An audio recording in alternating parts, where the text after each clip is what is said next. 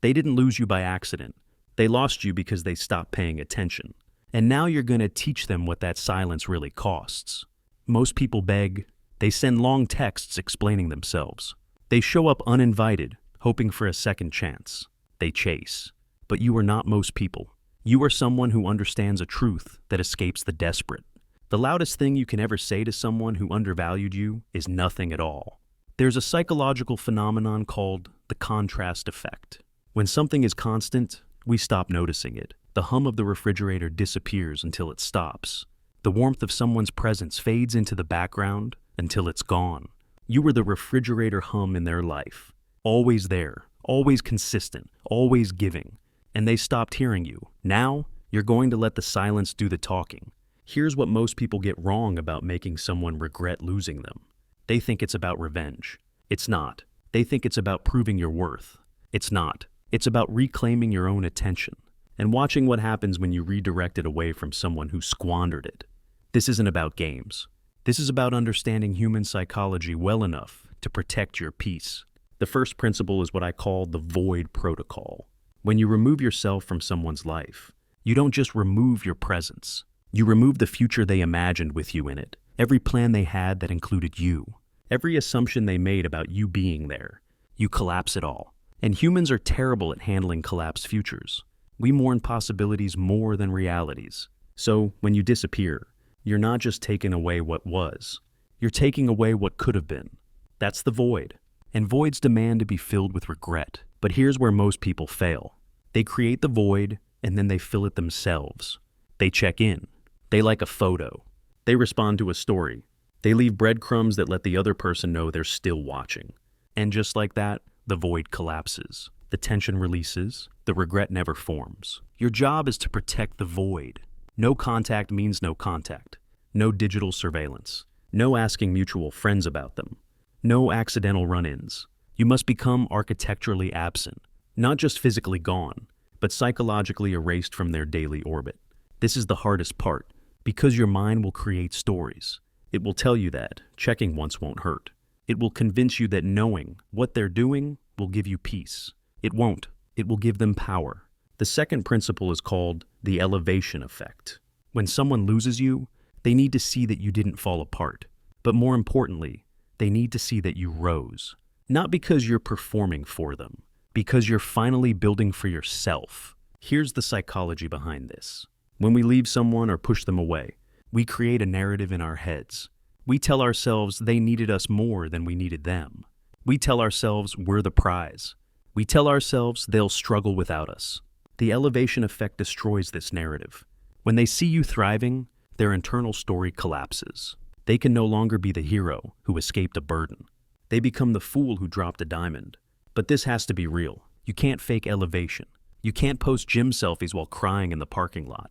You have to actually become better. New skills, new circles, new energy. Not to make them jealous. To make yourself valuable to your own future. The jealousy is just a side effect of genuine growth. Let me tell you something about human attention. We don't value what we have. We value what we almost had and lost. This is called loss aversion. Studies show that losing something hurts roughly twice as much as gaining the same thing feels good. So, when you remove yourself from someone's life, you're not just subtracting value. You're doubling the perceived loss. Their brain will exaggerate what you meant to them. Their memory will edit out your flaws. Their imagination will romanticize every moment. This happens automatically. You don't have to do anything except stay gone. The third principle is the strategic silence. Silence isn't passive. Silence is a message. When you go quiet on someone who hurt you, their mind starts filling in the blanks. Are you angry? Are you moved on? Are you thriving? Are you broken? They don't know. And that uncertainty becomes psychological weight they carry. Every day they don't hear from you, the weight gets heavier. Every week that passes, the questions multiply. You're not doing anything, but you're doing everything. Now, here's a question and I want you to think about. Who in your life took your presence for granted? Who assumed you'd always be there? Always understanding, always available? And what would happen if you quietly redirected that energy toward yourself? Leave a comment, not with their name, just with the lesson you learned. The fourth principle might be the most important. I call it the finality frame. Most people leave the door cracked. They want the other person to know. They could come back if they tried hard enough. They want the option. But keeping the door cracked keeps you trapped. You can't fully commit to your own future when you're monitoring whether they'll knock. The finality frame means closing the door completely. Not as a tactic, as a decision. You're not playing hard to get. You're being hard to keep because your standards finally matched your self-worth. When someone senses that you've truly moved on, something shifts. The chase instinct awakens. What was guaranteed becomes scarce. What was available becomes valuable.